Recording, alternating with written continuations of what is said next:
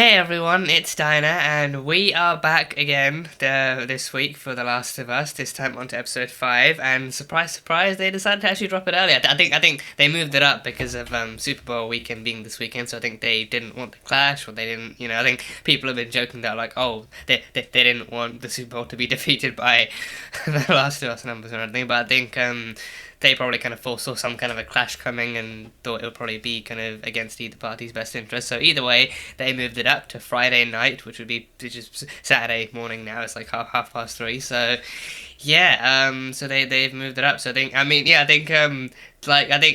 might have been yesterday. I think just like the day before the actual really it was on the Thursday anyway. Thursday that I actually had like a somewhat misguided moment of thinking like, wait, does this mean we get this week's episode this like today, but or at least like next week's episode today, but then the next episode the following Monday? Like, would we get 2 episodes in that close proximity? But realistically, no, they're still gonna make us wait like an actual week for the next episode. Because technically, given that HBO is like an actual kind of an American network, I think they're going to focus on their kind of time zones first before thinking about how it might kind of operate across the pond and everything. So yeah, I think because then we technically get the Sunday night episodes on Monday morning. So yeah, so we got a Monday morning episode, and then we got a Saturday morning episode. So yeah, either way, we're probably still going to get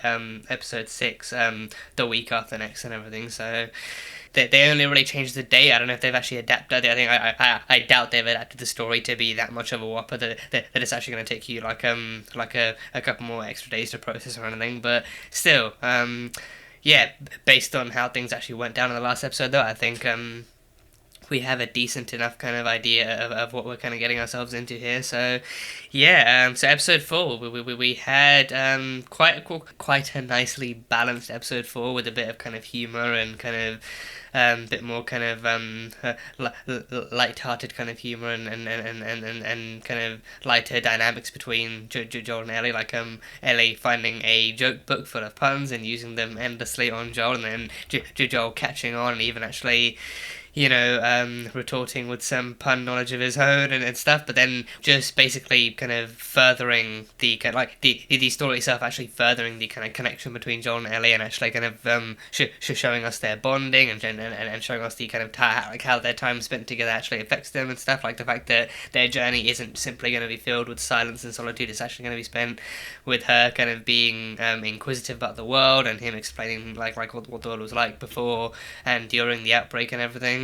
And him actually kind of then kind of somewhat like maybe subconsciously kind of questioning the kind of like possibility of him actually kind of letting someone in again that actually allows him to be a father again. So because then again the driving force of the game it is how much Ellie reminds him of Sarah, and like how much of himself Joel regains by allowing himself to actually feel towards Ellie what he felt towards Sarah and everything. So the last episode actually did a good job actually setting up that kind of foundation for the episodes to come, and my god, they're only going to get stronger, and I feel like that's only going to be worse off for us. It's going to be all the more emotional coming up to the finale if if this builds and builds and actually shows them getting closer and stronger, and it gives us even more wholesome moments like that. But then also, it wasn't just wholesomeness. I think it was also like a bit more of kind of Ellie and Joel kind of dealing with the darkness of humanity in like within and without, like outside of them too. I think they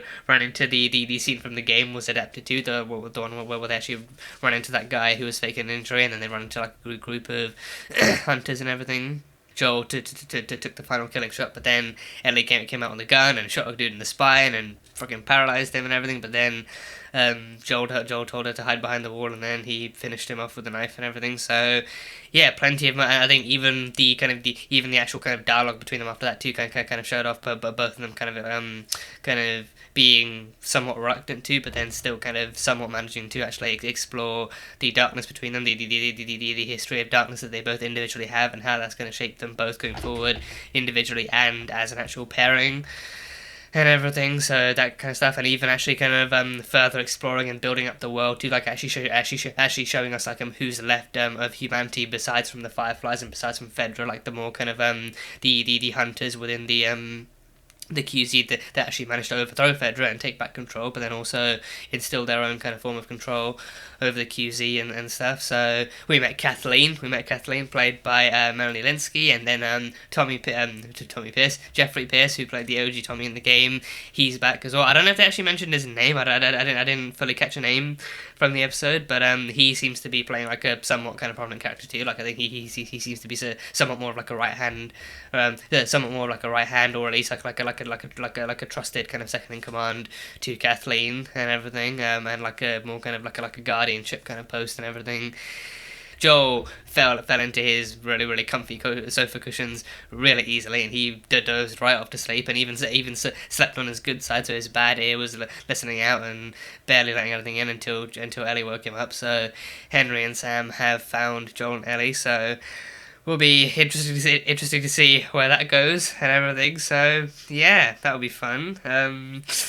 There's the ground is breathing and shaking and everything. There's like a room in the QC and everything, and I think it was like breathing and pumping and everything. So chances are there's either I think the common theory has been that there's actually like the bloater and maybe several kind of stalkers or creepers or whatever they're called under there, like maybe like an actual group of infected under there too, or maybe it's just like a group of infected combined with cordyceps roots growing under the city and everything. But then it's just proof that like Kathleen's new kind of reign over the city is not entirely focused on cordyceps. It is not as focused on cordyceps as it is on Fedra and their kind of final roots within the QZ and within that area anyway. So she's more focused on the people who are still alive and people she actually has like people she actually needs something from, whatever it may be, as opposed to the actual cordyceps that led to all of this in the first place. So it'll be interesting to see how that comes back to bite them all in the arse one by one. So, slight disclaimer, if I do sound kind of, I mean, I've sounded off like for a good few of the videos like before this as well, but if I do sound off or like really just blah, then past week has just been blah for me health-wise and everything. I think I've probably caught something, not COVID luckily. I tested it once, but it came up negative, so I haven't actually tested other than that. But yeah, I think potentially not COVID, hopefully not COVID, but just something, so if I sound off or kind of dingy, and if I look kind of dingy, then that's the reason why. So yeah, Last of Us at 3 AM while feeling like this, that's great, but I've got plenty of water and everything to get me through it, so yeah, it should be fun. But yeah, that is pretty much everything I can really kind of think of for the last one. So yeah, on to episode 5 of The Last of Us. Let's go. No, I think this is then. This may well be then. Wow. Yeah, they're just beating the shit out of Fedra. Oof. Are they beheading them as well? I think I saw someone with a machete. Wow, that is a lot of pointy things in one person. Sign language? Oh, is Sam deaf? Is Sam deaf? Okay. So when they say collaborate, is that they mean anyone who worked with Fedra, regardless of the conditions? So like even people who worked with them out of fear or who were like bribed or something or threatened into doing it? So that you could get medicine, alcohol, yeah. apples. What did Henry do? How bad was Where his... is Henry? How bad were his dealings? We're really putting them on trial. Burn the bodies. It's faster. Just killing them straight up.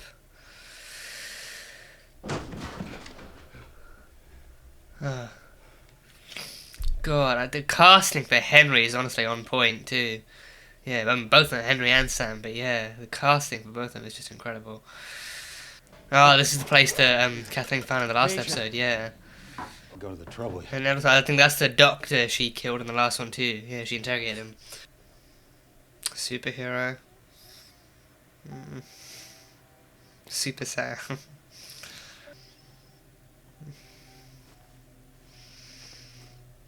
You gotta look strong for your brother, don't you? No matter how terrified you are deep down. Crayons? Oh, new crayons. Oh, nice. Ah, we saw the pictures, so he gets the right to sketching and colouring. Super Sam taking out Fedra. That's so cool. 10 days. I wouldn't count on it, Sammy. I wouldn't count on it.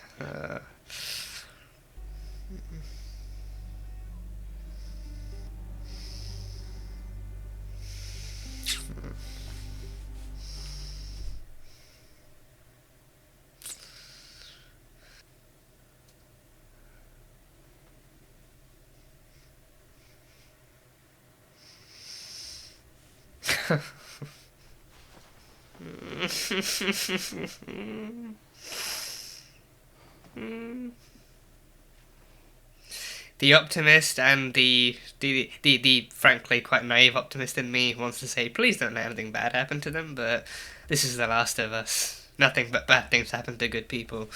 So... Oh, is he? Oh, he's gonna paint. He's gonna paint a mask on. Paint like a superhero. Oh, that's so cool. Oh. He's painting a superhero mask on his face. Oh. Super Sam. Super Sammy. Hell yeah. Super Sammy.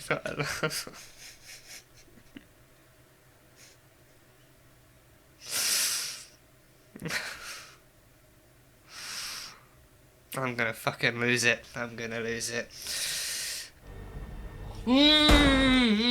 That's what it was. It happened right across the road from them?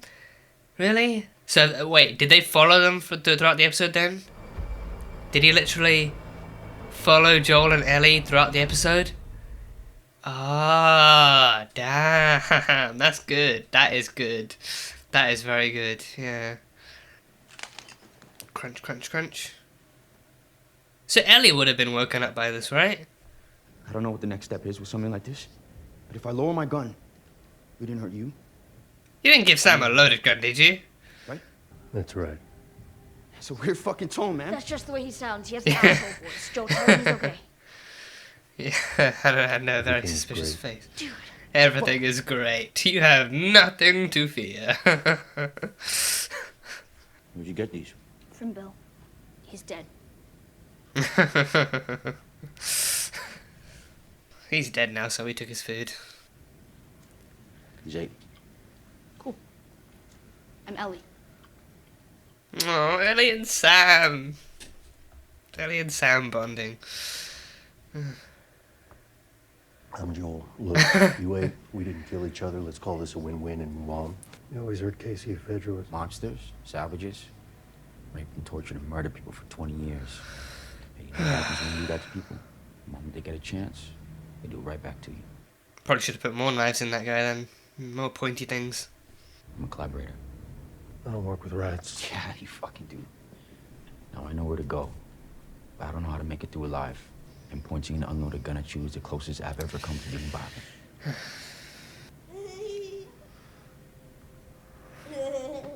Oh, Ellie and Sam having fun. I haven't heard that in a long time. Here's him laughing.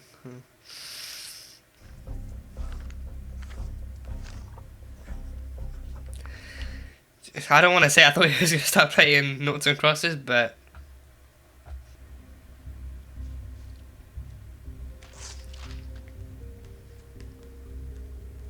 Is he a tactician too? Super Sam's got tactics? Tunnels. Ah, underground. Boom. Underground. Isn't that where the thing was? The under the floor, under the ground, the infected? There's infected. Just not on the surface. Underground. Fedra drove them underground 15 years ago and never let them come back up. Ah, so they They're trapped the most them. fascist motherfuckers ever. What if there's more? Or one of those blind ones that sees like a bat. Clickers. You ran into a clicker, 2 of them. and you're still alive. Yeah. You see? Oh. What if you run into worse than infected? What if there's a bloater down there? They're saying they're going to help us escape. Hell yeah. God, Sam is fucking iconic. He's iconic. Oh, Ellie's so much taller than him too, yeah. Get your gun out. Oh, she's so excited to use it, like, yeah, I got a gun, and I know how to use it. I've been taught by Papa Joel. The plan is good. The plan is good. We've been down here 2 seconds. We don't know anything. Dad's kind of a pessimist. I'm Not not my her dad. dad. Not yet. Not yet. Time is of the essence. Oh, her even guiding Sam too. Ellie and Sam, they're gonna fucking be the end of me this episode. They're gonna be the end of me. Is there gonna be like an actual horde down here though, or is it gonna be a case of like can they merge? Like, can the infected merge if they're actually enclosed on each other? Like, can they do that? Like, just be like have like 7 arms and 3 legs and 2 heads or something, like three heads, like a Hydra. Whoa! Drawings on the wall. These aren't Sam's. I think they were just here before the outbreak. Yeah.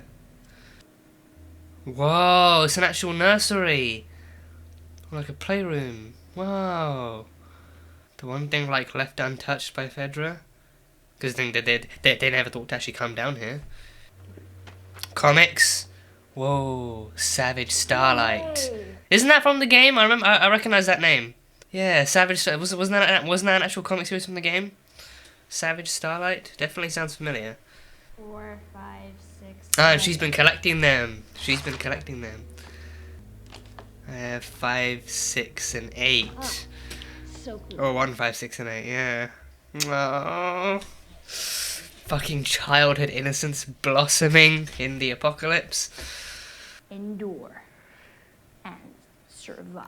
The endure and survive. Oh, that's where it comes from. Survive. Endure and survive.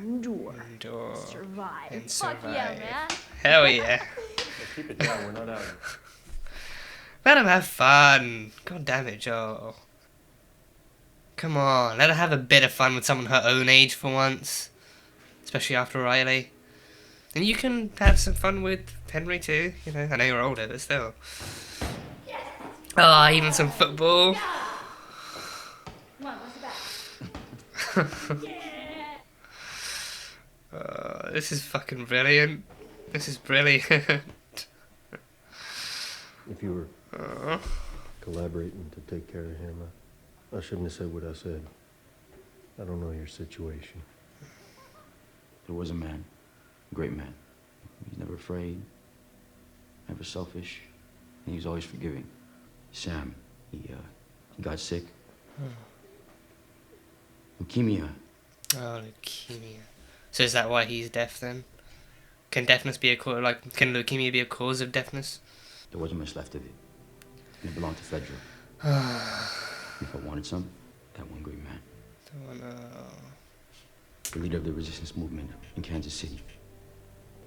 And Kathleen's brother. Oh, it was Kathleen's brother, the one they beat to death in the cell. Balls. Oh shit. Fuck me sideways. The answer's easy. I am the bad guy because I did a bad guy thing. You did something awful to save someone you loved. Anyone in your position would most likely Might do not the be same her thing. father. She was someone's. See, I could tell.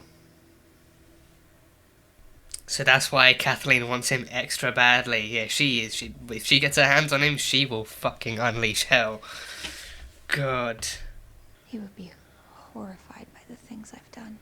And if you've come to tell me that Michael wouldn't want me to hurt Henry, the last time I saw him alive, he told me to forgive.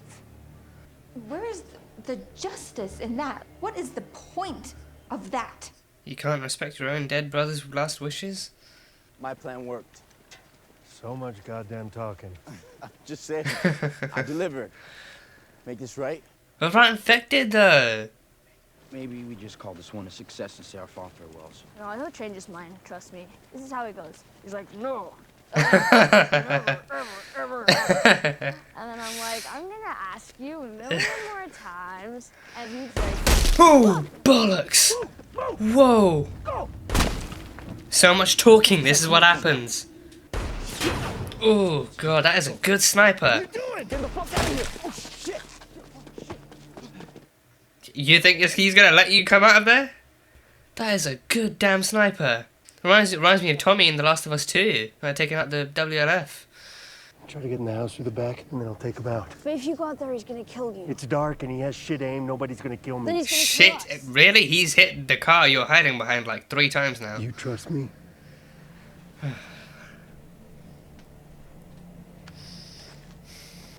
Would it not be easier to focus on one person than trying to take out all 3, or would it, like, you know, I don't know. That's the bridge. So they're close. Is that why this is happening? Because they're close to an exit? Please don't do it. Please. Oh, yeah, no. God, why though? Was he like an actual guard on duty, or was he just protecting his area? Kathleen? Anthony. Oh, he was with Kathleen. No, he was with Kathleen. Oh, they're on the way. Oh, you've been only taking pot shots too. Whoa. Oh boy. Oh gosh. Oh, that was a big one. Is that gonna draw infected though? That's gotta draw infected. Save us some time. Oh, they are outgunned and outnumbered. Well, I know why you did what you did. But did you ever stop to think that maybe he was supposed to die? He's just a fucking kid. Well, kids die, Henry. God. They die all the time. That's a great fucking mentality to have. Oh, what? The car. Whoa, the car's going under. Where's the infected underground? Wait, they're all the way out here too? Even outside the tunnels? Oh my god. Oh, sweet mother of dragons. Oh, that is a horde. That is a fucking Left 4 Dead horde. That is a Left 4 Dead horde right there. That is a horde. Oh, Jesus. Oh my god. Oh god. Oh yeah. What's she gonna do? Crawl under the car? She gonna crawl under the car? Just gonna pull a Glenn? Crawl under something? Run him down!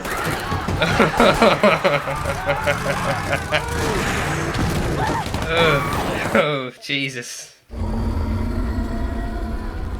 Whoa! Bloater! Bloater!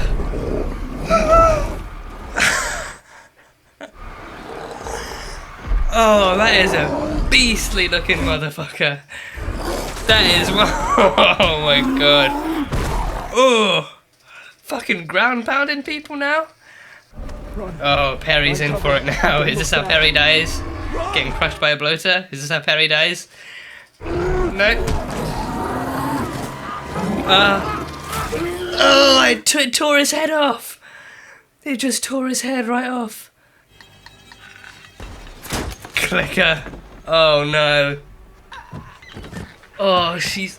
Whoa, that is one Megan looking clicker. That is just roly-poling like Megan. Oh damn, just rolling over the seats.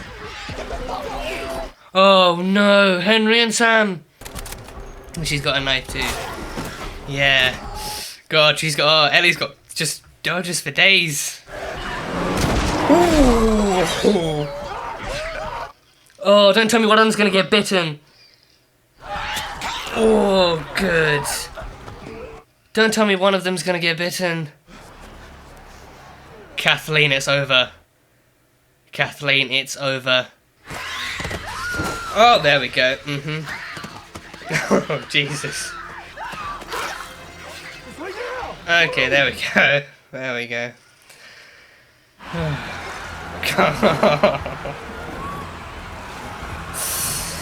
Are they gonna run straight back to the city now? They're probably gonna end up going back to the city, yeah.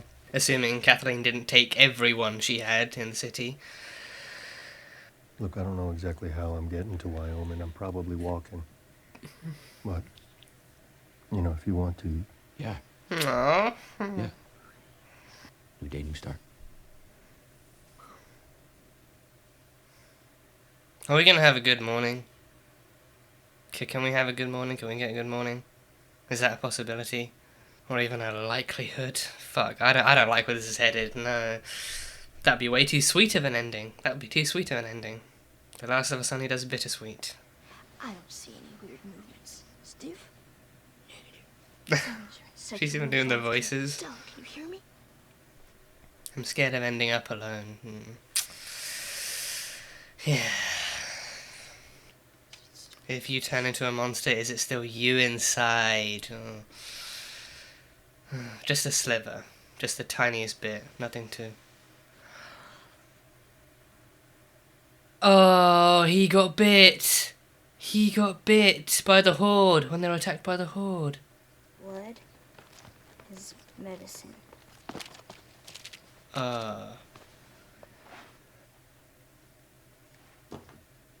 No way. Is she gonna try and cure him just with her blood? Like, doesn't it have to be like synthesized and shit first? That can't work. That can't possibly work. No way. Can we? Can she save Sam? No, wait. I don't know.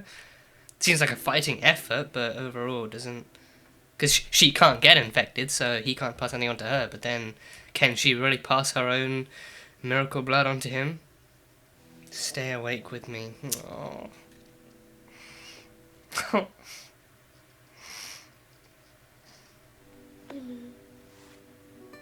Promise. Promise. Promise.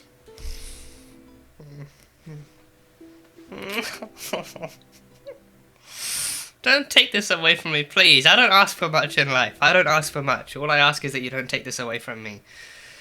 Please. Hey.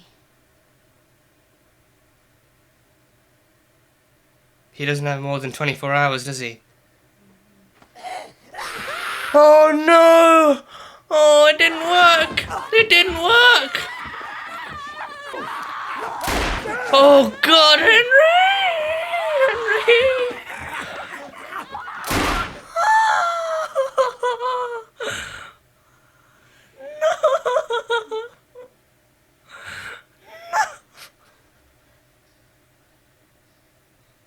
Easy, easy, easy. Henry, give me the gun. Henry, give me the gun. What did I do? What did I do? Henry, give me the gun.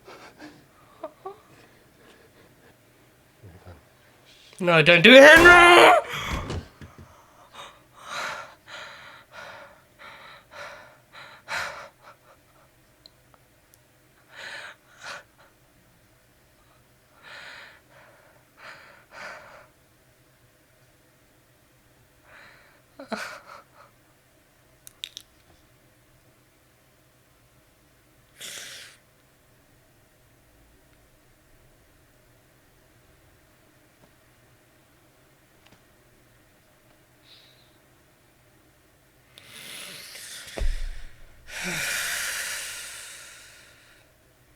I'm sorry.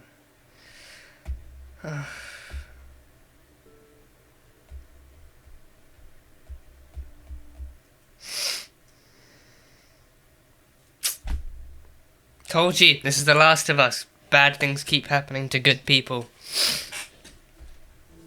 Fuel to fire.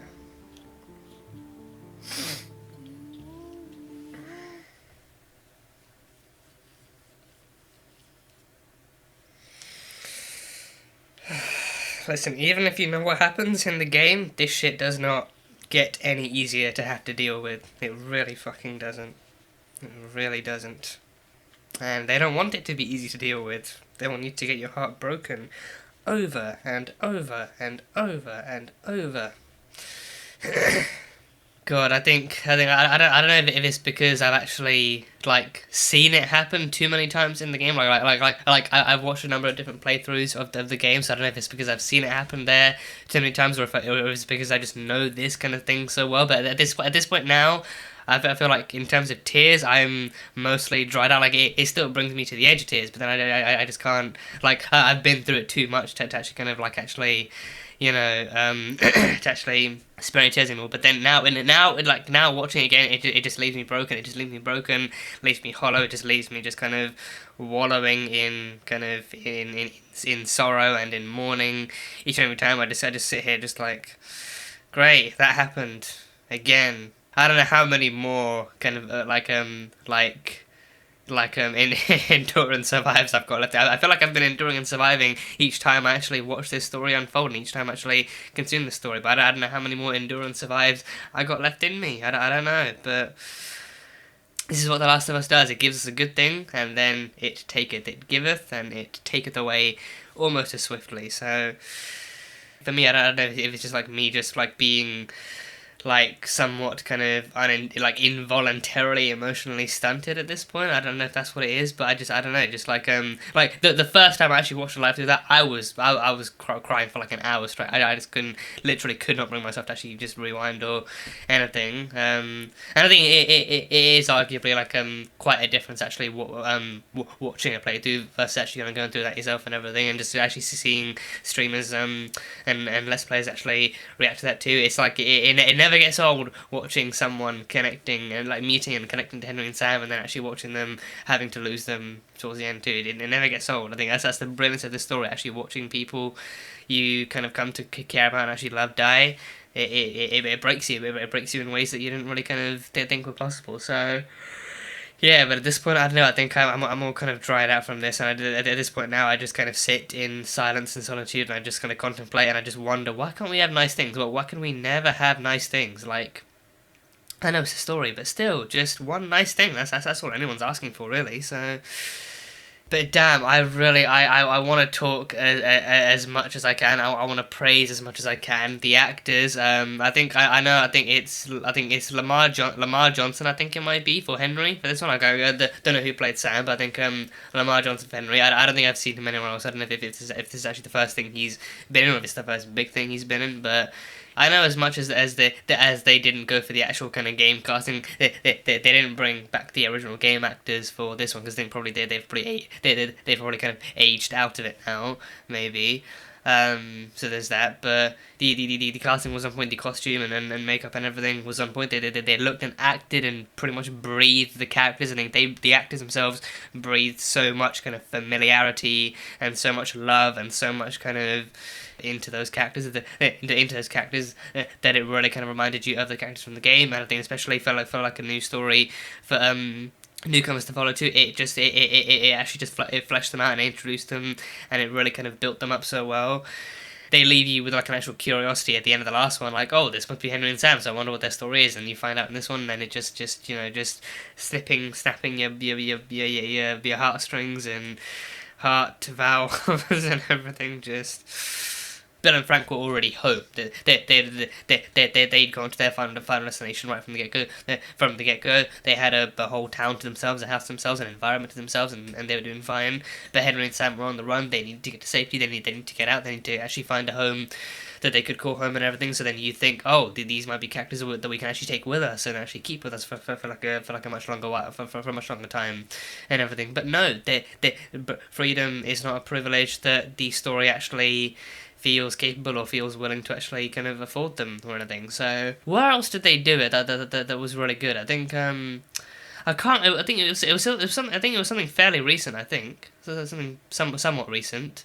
I think in Hawkeye, I think that was recent-ish. I think last year or like the year before. I think maybe that was 2021. That was 2021. So they actually showed exactly what for Clint and for Maya as well. Like they actually showed us exactly what their hearing sounds like when it's from them. Like how kind of hollowed and tonal, like how bad their hearing is, and what the experience is like for them. So I did wonder if we could get something like that for this too, because then it would be interesting to know exactly what Sam actually is able to do. Because like maybe then if you can actually, because I think he was facing away from them when Kathleen and her people came. came, so then he actually saw the lights in the distance. But then I wondered, like, like could he do a thing where it's like he can touch the ground, he can feel the vibrations, or he can actually just feel the vibrations in the air. In The Walking Dead too, in The Walking Dead with Connie, like that episode, I think episode like 6 or something of season 11, when her and Virgil were trapped in the house, and she could actually feel like the vibrations in the air, she could feel it in the walls and in the floor and all that kind of stuff. So that one, the show as a whole kind of actually did a great job actually exploring a hard of hearing person's experience in the apocalypse too, when hearing would be that much more kind of vital and that much more important to have, but then how they still managed to maneuver and traverse and actually survive and everything. So I think actually like having something similar to that for this would have been nice, but I think maybe then like again like the kind of more pivotal point of the story that they were kind of showcasing was the fact that Henry is always on the lookout for him. He's always going to protect him. He always makes sure that he as the big brother feels that kind of obligation and that kind of willingness to actually go above and beyond to protect Sam. Even out of Ellie, he's the youngest too, so yeah, just Sam. Super Sam. He drew a superhero. He drew himself and his brother. He drew himself and his brother as superheroes, taking out Fedra and everything, like taking out bad guys in bad guy gear and guns and everything, so they communicated with them ASL too, so that was really cool to see. But yeah, Sam, just, God, the most innocent, most adorable, fucking sweetest kid in the world, and fuck Kathleen for the mindset she had about him and kids and everything. Just Sam. Super Sammy. Henry did mention he had leukemia too, so I'm not entirely sure if his deafness was like a separate issue, or if it was actually caused by leukemia. But like maybe if leukemia is spreading, can actually disable other senses or other bodily functions, or can decrease them or something. But to my awareness, it is a terminal kind of thing. To my awareness at least, or I think maybe if it's like cancer and it kind of progresses to that stage without proper treatment or without being caught onto early enough, then I think maybe it can become terminal. But then I've heard it being talked about as if it's actually terminal and stuff. So I don't know if the medicine he got, that Henry managed to get by doing what he did, actually still can manage to cure him or treat him well enough or something. But you know, he mentioned like how the outbreak caused the medicine he needed to actually kind of go on like an actual kind of cut down, but then Fedra were the only ones who had it, and then he had to do something in exchange for them to actually get the medicine. So I don't know. So then maybe it was implied that he would still need the medicine after this, like even not on their kind of path of freedom, he still need to find a way to actually get medicine, or what would happen. But with the notepad too, I think I do definitely appreciate and actually love when they have hard of hearing and deaf characters actually using notepads to convey their thoughts. I like even Connie does it in the Walking Dead too. A slightly more kind of elevated level of tension and like a emotive kind of ability, but then also like the actors themselves actually responding to each and every kind of sentence that they actually write as well. I think it definitely kind of brings a new level of tension and brings a new level of emotion into the actual scene.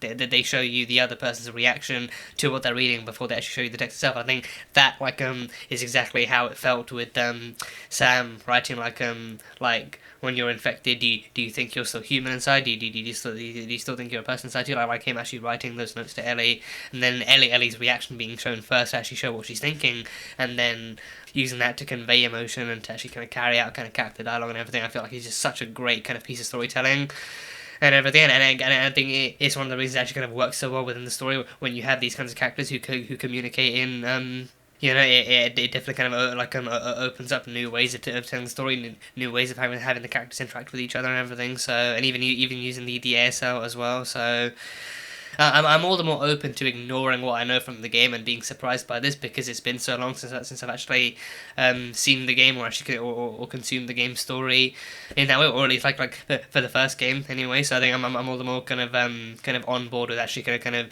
leaving the first game behind for now, at least, until I get to stream here, like leaving behind for now and actually opening myself up to what the TV show wants me to see and how the TV show wants to be understood and how it wants to be interpreted and everything. So there is that kind of sense of familiarity with these characters, but then they still manage to surprise you here and there. But then with this one, the actor of Henry actually fully nailed kind of Henry's kind of perseverance and his love and his protectiveness over Sam and everything, and his kind of willingness to kind of like, because I feel like maybe in the game he had like somewhat of like an independence, like in the game I think maybe he really was only in it for the help, like he wasn't like fully on board with actually trusting Joel and Ellie, but then he was like, you know what, these guys are together, they can help us, and then after that we'll go our separate ways.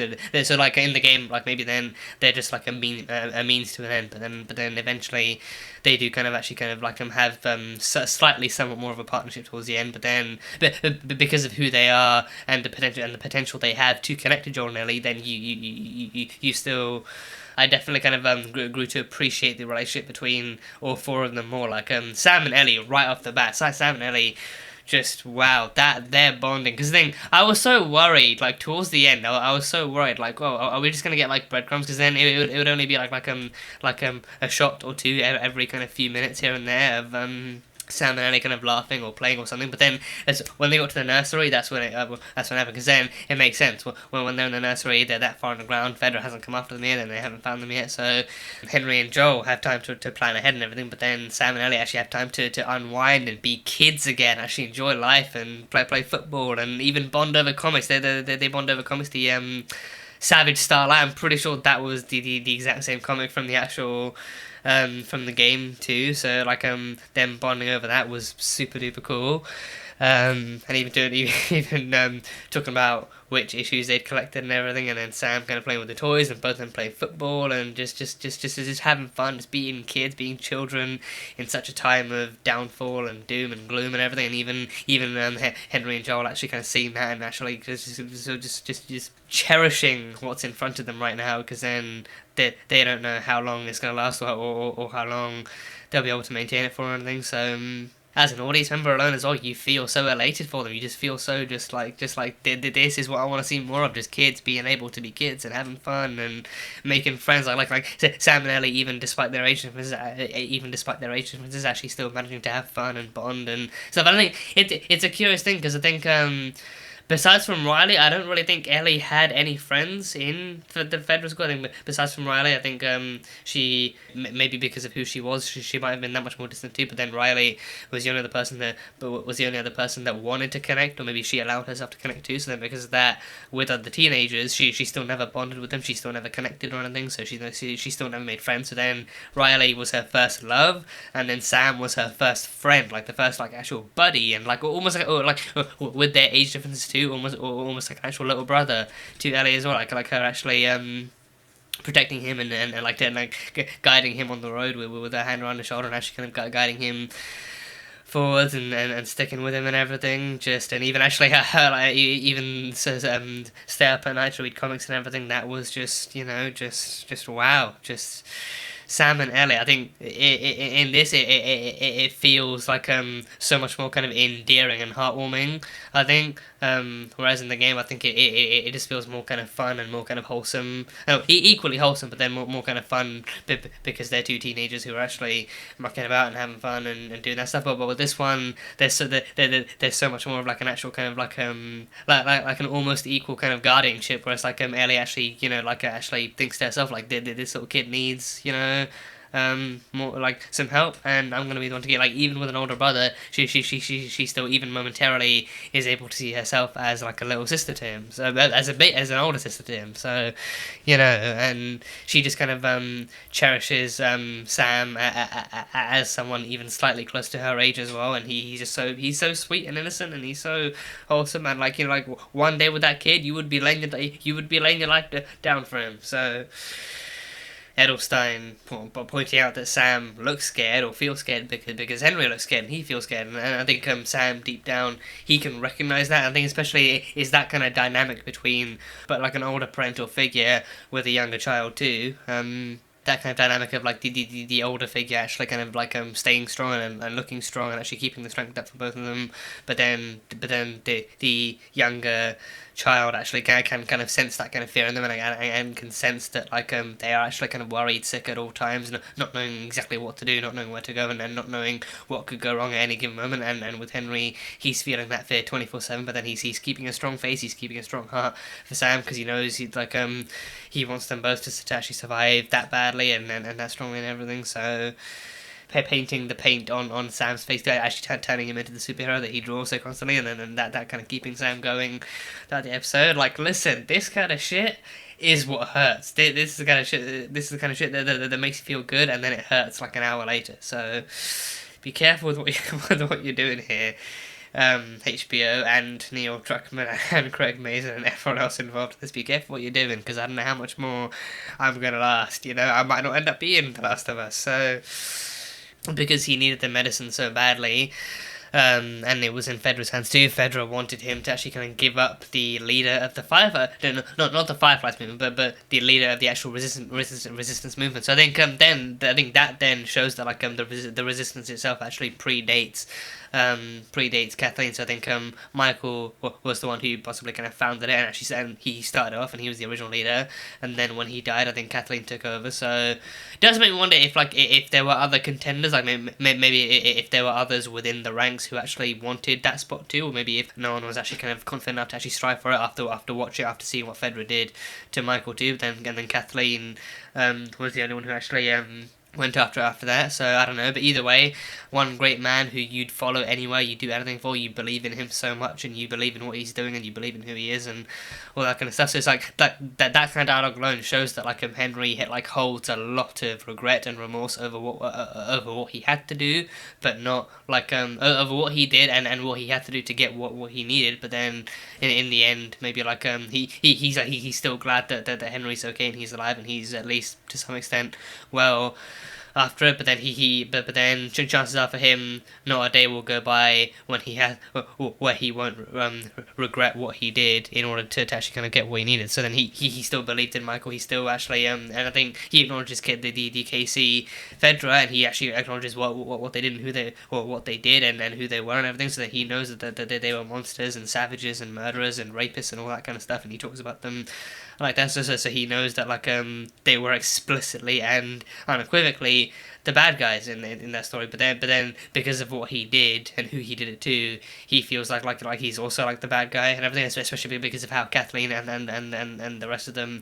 Kathleen is the one actually hounding her people to find Henry and Sam. But then even the way afterwards, the two that he feels like he needs to convince Joel that like he's a bad guy who did a bad thing, because I think he's not entirely sure from the get go if Joel will actually flip a switch afterwards, like on what he did, like if after finding out the truth about what Henry did, maybe if he'll flip a switch or he'll actually have second thoughts or something. But then I think he sees the kind of the hesitation in Joel to actually say something, or to actually kind of like him having his thinking face on, and then he's like, like, don't think about it, no, just admit it, you think I'm an actual bad guy who did a bad thing, but then that's okay because I think of myself the same way, and I get why the others are so furious with me, Kathleen most of all. So he knows that like this being the apocalypse, this being the environment that it now is, and Sam being the only one that he has left in his life, and him wanting to protect him so much, I think he has that kind of nuance of like he really never wanted to do it, but then he could not bear to actually live, like as we saw by the fucking ending, he could not bear to live with himself in a world without his brother. He did not want to. He had no intent on living in a world that didn't have Sam in it. So that ending also kind of being that much more brutal in the sense that like he's the one who actually has to take out Sam as well. That's just added so just ripping open someone's arm and just pouring salt and alcohol in it too. That's the equivalent right there. Even Kathleen said that like Michael told her like you don't need to avenge this, you don't need to rectify this or anything like that. You just need to forgive Sam. You just need to forgive Henry. Don't ever blame Henry. Just forgive him because he's doing what he needs to do, and he's doing what's best for his brother and everything. So Michael explicitly said forgive Henry. So then he also, I think it also kind of shows that like he knew what he was fighting for as well. Like he knew he was fighting for people's freedom to save themselves and save the ones they love, save themselves in the bigger part of the apocalypse and the infected and what's become of the world now. So then, you know, saving people has become that much more of an actual task, and like an actual, that much more of like an actual kind of life mission, more than it ever has before. And I think he recognized that. He recognized kind of Henry's kind of job in actually pursuing that too. So I think because of that, like I think he also kind of made like kind of felt or knew that like Kathleen would step up in his demise anyway. But then, you know, he also kind of maybe did worry that like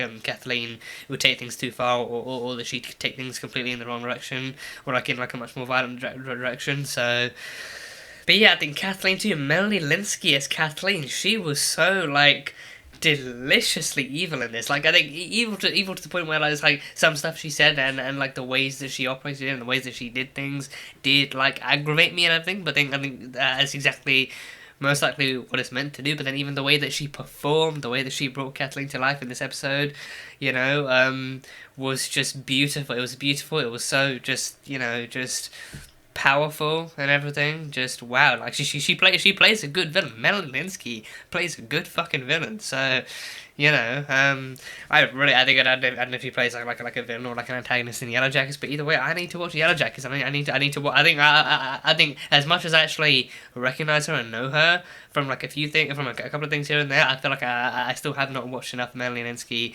kind of projects in my time. So I just need to watch more Melanie Lynskey. So last episode, I think she definitely kind of seemed like a slightly lighter, but in this one, especially towards the end, I think it definitely felt like she was actually getting tighter and more directional and more kind of powerful as an actual villain, as an antagonist, and as someone with motives and as someone with her own direction in mind too. But then I felt like even in that sense too, it felt pretty kind of one-sided. Like it felt like her entire thing, her one direction was pretty much like an actual vendetta. Like I think on the one hand the city was already free, so then after that maybe she would hand over the reins to someone else, or maybe she would actually try do that herself as well. Like after she's actually sorted through her vengeance of her vendetta list and everything, maybe then she would still maintain power and try to rebuild the city as it once was, and try to rid it completely of any kind of sign of Fedra or something. But this episode really brought her out and into the limelight and everything. So, like in this story, I think she may well be one of my favorite, like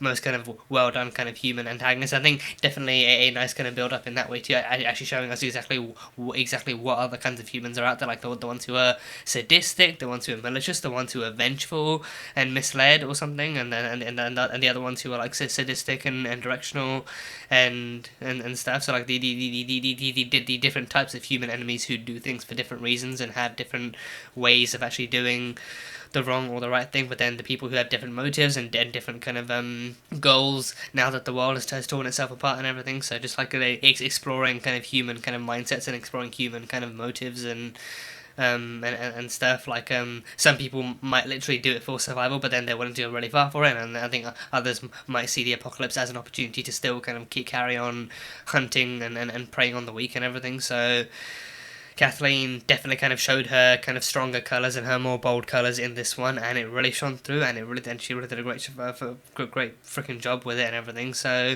her mindset of like, you know, kids die all the time. Sometimes kids are meant to, like, even her being like, you know, like, did you ever think that like a big because of him having his leukemia and actually being in the condition that he is in, maybe he was meant to die. Maybe it was his fate that he had to die.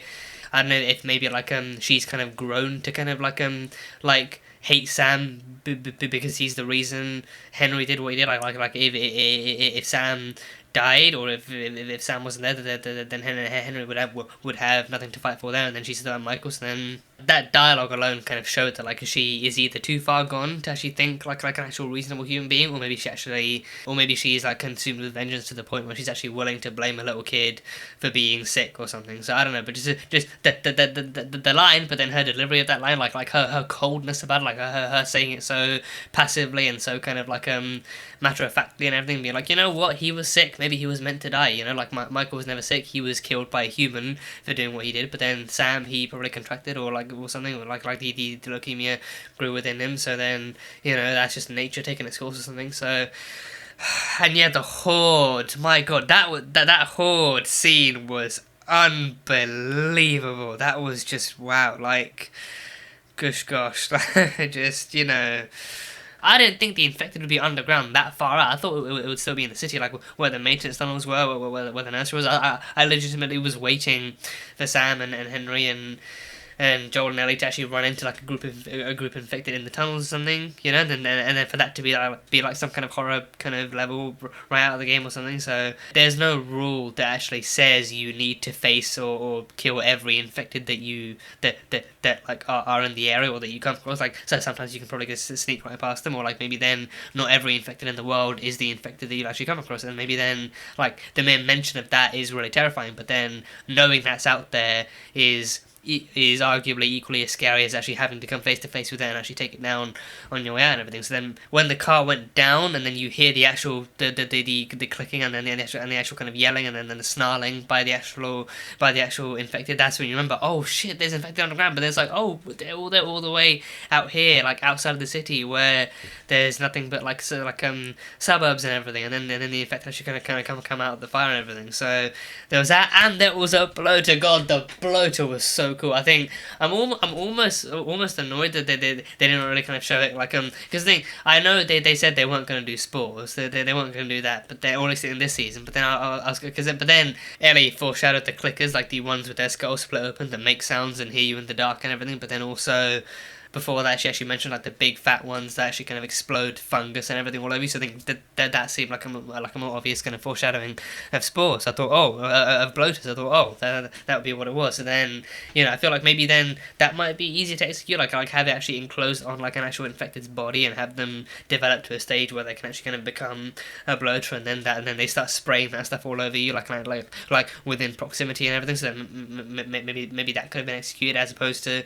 having spores in rooms and tunnels and shit. So I don't know, but I think the bloater, I think definitely kind of. I think the bloater was still there. I think that they never took the bloater out either. I think I think the last we saw of the bloater, it killed Perry. It actually beheaded him as Kathleen ran away and everything. So yeah, that bloater, I think it looked amazing. I think the speed it had, I think it literally taking people and just ground pounding them and tossing them and everything. And it like the speed it had running towards Perry, and then the strength it very obviously has doing the stuff it did. The bloater looked insane.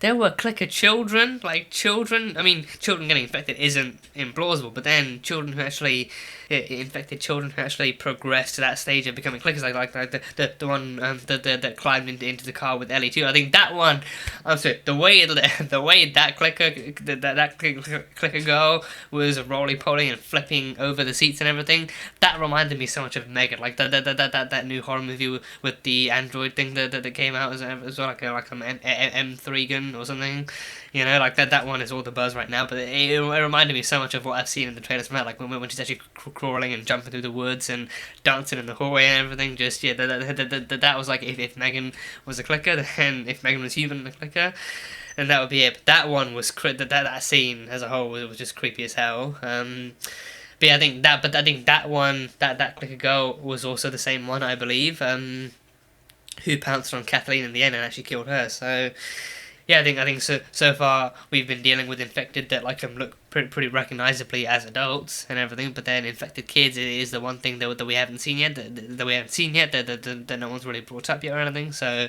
actually seeing infected kids in this universe, just in the story, it brings a whole new level of darkness to it too, like the fact that the kids, because then it makes you wonder like how they could have turned, like maybe their parents or their kind of elder figures actually failed to protect them, but then maybe then they ran into infected versions of their parents or something, and then the parents kind of infected them and everything. So I don't know, just infected kids is not what you want to see. So Sam actually shows Ellie his bite on his leg, because then his question about like because it breaks your heart even more when you think like he's actually still referring to him like he's afraid, like Ellie's afraid of ending up alone, because then for her it's all she's ever known, like she lost Riley to begin with, and then she lost Tess, and now Joel is all she's got left. But then she met Henry and Sam, and she's befriended them so quickly, so she's afraid of losing them. But then she's afraid of ending up alone, because in truth it's most of what she's known for her whole life, and I think she's still only a teenager, so that comes with its own moderate level of actual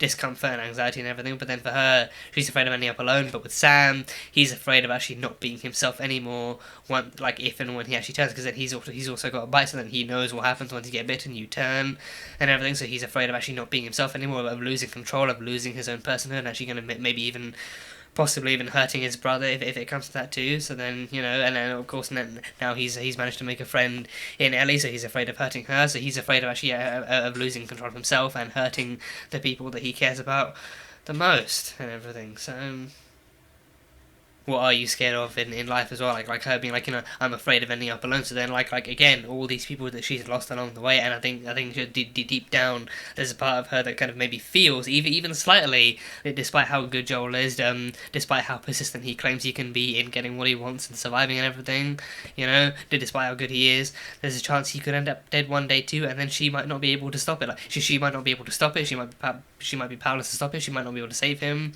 Deep down, it's a fear that she has, but then also like one that she's like as she's watching more people die around them, she's also like not really kind of willing to even to acknowledge it, let alone bring it up, because then if she acknowledges it, then that makes it all the more real, and that puts her on even more edge and everything, and she really doesn't want to imagine Joel of all people dying, because then she may well truly have nothing left in that regard either. So. But then Ellie too, Ellie going the extra mile with her blood, that is something I never would have seen coming, like her, because then I thought maybe she would try and convince him to tell Henry, because then, you know, like, because then if he had told Henry and Joel, then maybe then, but then they're the adults who actually, who know of no known cure to whatever this is. Like only Joel knows that Ellie's special, but then he probably wouldn't be able to. He probably like there's no telling exactly how willing he'd be to give up the information that Ellie's immune, and then that she has some kind of condition that makes her less vulnerable to all the to an infection. And she's been bitten twice, and both of those bites have yielded no results or anything. So her knowing her condition, her knowing that she's immune, because then she even wrote down in his book like my blood is special medicine. So then even her knowing she's immune, because then that right there is like an actual, is the extra mile that she goes to try and save Sam, like her actually using her blood and doing that whole kind of blood transfer thing. I figured it wouldn't work, because again, like with that kind of stuff, the way that it usually goes with these things, and probably even in real life too, is that you need to synthesize it into a cure. You need to do it in like a lab properly and everything, and then that's what the Fireflies have out west and everything. They have a lab where they can synthesize. Or I think no, it's because, well, I mean, truth be told, I'm not sure how they're gonna spin it in this. If it's gonna be like if her immunity works the same way as it did in the game, or if they're gonna change it somehow with this. But then I don't know. Either way, it feels more like that they need to synthesize like that blood into a cure, because then otherwise maybe it might not be. Because then I think I wonder like maybe if her blood might have had even the slightest bit of an effect. Because then granted we do know the timetable of cordyceps. Like cordyceps does have like an actual timetable. Like but by the 24th hour you're gone and you're fully infected, and then there's nothing you can do except for like progress through the stages. But then I wonder maybe if even having a little bit of her blood and even what little of her immunity there was in that blood too, I wonder maybe like could that have slowed down it?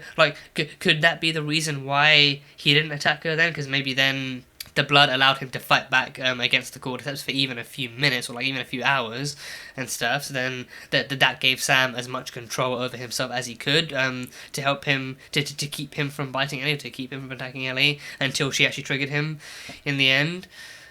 Could that be then? Because I feel like otherwise, like he'd sense that she was in the room and he'd know she was in the room, and then he'd actually attack her. But then I feel like if the blood even had the most minimal effect, then maybe that would have given him the time he needed to stay away from her until she woke up, and then until she actually alarmed him, and actually kind of like then the infected side of him actually fought back and fought harder and actually kind of caught onto her and everything. So maybe then, right before he died, he still felt himself inside them. Maybe he actually, maybe he had more control than the average human who succumbs to infection. Like maybe then, because then maybe most other people feel themselves losing themselves right from the get go, like right with the bite and everything. Because even with Tess, we saw how much she was actually fighting infection from the actual infected. Like even when the infected found her in the building and actually kind of extended the tendrils into her mouth and everything. I think that scene showed how easily, like how on the border she was of giving in to the infected and then maintaining her own self-control and actually trying to light the lighter and everything to blow up the building. So then maybe then like the reason he didn't fight back immediately was because like in his final few hours he actually still managed to feel like himself. In his final few hours he actually managed to maintain that much more control and that much more kind of self-control and everything. So I don't God, it fucking hurts and it fucks with my brain to think about, but I don't know, maybe, just maybe, I feel like it could be a possibility. I really feel like it could be a possibility, so... Yeah, but then that final scene from Henry too, like him having to actually come to terms with what he's done, after how far they've come, after what they've been through, after everything that he's fought for, after everything him and Sam have equally fought for to get to where they are now, like him having to then, having only a few seconds to register the fact that his brother's somehow infected, somehow, and then, of course, the only way to actually save Ellie as well, because he doesn't want Ellie to die, so the only way to do that is to take out Sam, so... Yes, to then acknowledge the fact that his brother was infected, but then also the fact that he did also blow his own brother's brains out.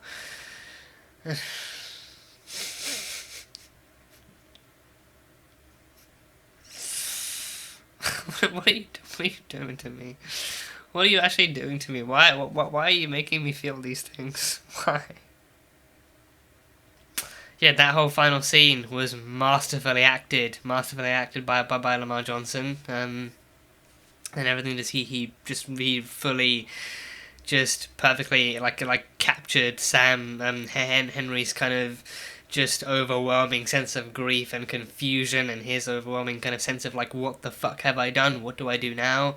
And even him asking John what did I just do? Like how could I have done that? And then his only way out after that being like to turn the gun on himself. So I think the closer you get to that shot too, I feel like the more obvious it becomes. Like, oh shit, like he's not going to want to go on after this without Sam, so he's probably going to end up offing himself too. So then.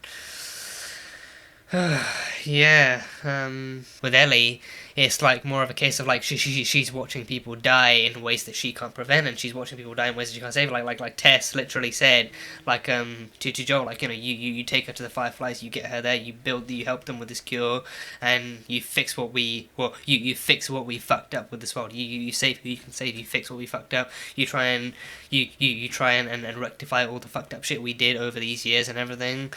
That episode literally ending with Ellie knowing that Tess gave her life to make sure that Ellie could move forward, to make sure that Ellie could reach her final destination, actually become the salvation that humanity so desires and needs and everything. But then also her feeling like her feeling so strongly and so confidently like she had this one chance to save Sam, because she knew that something was in her blood, in her body and everything, to actually help Sam, and she thought it might work, and she was even slightly willing to actually bet that chance and everything. So she actually did like cut her hand open, actually transferred the blood and did what she could do. So, but then her still losing Sam after that too, I think starting to wonder, like, maybe because then even like how she loses Riley is also somewhat up for questioning too. So maybe like her losing all these people, like her losing Tess, her losing Riley, her losing Sam and Henry now too, like her losing all these people that like maybe along the way that she feels like she can save too. Because I think with Tess, I think the difference is like Tess willingly giving her life in it like to make sure that Joel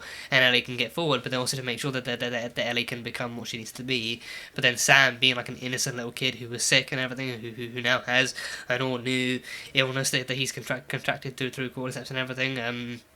And her being like, you know, like did this, I might just be able to give you medicine for. Like her being like, you know, like they did this one illness, I actually might be able to help you out with. But then her still failing to actually save him, and like it not being enough, as opposed to her failing, like it not being enough. But then I kind of wonder like how that might kind of impact her moving forward. Like if she might feel like if she's really worth all this, or if she's actually capable of actually doing what everyone kind of like wants her to do, or everyone like thinks she can do or should do or something. So seeing the weight of the world and the pressure of all these losses and the pressure of all this kind of death and trauma building up on her shoulders, I feel like but Bella Ramsey, I've got to say, they are fucking killing it too. They are actually, you know, bringing Ellie into the limelight in a way that's like just so like heart-wrenching and heartwarming to see at the same time. Like they're actively bringing Ellie's character up into this as someone who is like constantly forced to react to the world around her in ways that it's just so mesmerizing yet so horrifying at the same time. And she's actually being forced to meet all these people and lose them almost immediately afterwards, and she's being forced to actually live a life that like anyone else would actually almost die from. in mere hours in all these different days and everything. And I think the only thing keeping her going is Joel. Joel being there, Joel being willing to protect her, Joel giving her guidance, Joel keeping her under his wing is damn near the only thing actually keeping her alive in the way that she is. And even vice versa too. Like now Ellie has given Joel a new purpose, something else to fight for and everything. So they both have each other, but then it's like there's still the pressure of watching others that they befriend and others they connect with die around them. Is still gonna be like a really kind of heartbreaking and just ruining thing to see, and it's gonna be something that they feel they have to get used to, but then it's still the really kind of shitty part of life that really sucks and everything. So just I don't know.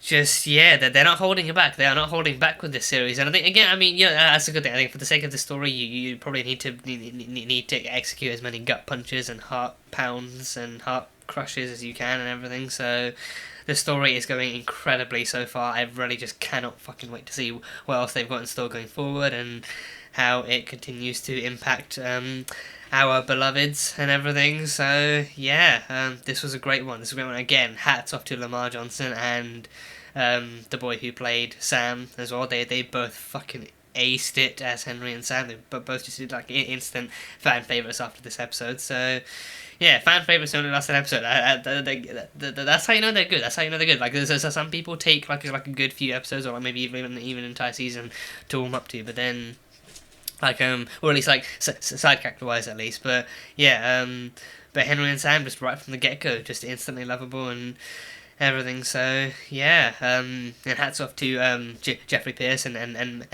Melanie Linsky for their prominence in this episode and in this story too. They both did a fantastic job too. So looking forward to seeing what the rest of the show has. So for now, that is it from me. So that was The Last of Us Season 1 Episode 5. So thank you guys as always so much for being here and for watching this video. If you guys enjoyed it, then feel free to leave a like and comment on what you thought of the episode and what you think is coming up next on The Last of Us and what you're looking forward to and everything. For those interested, the full-length reaction, as with all the previous episodes too, will be up on Patreon, so you can go check that over there. And that is it for now. So until next time, bye bye for now.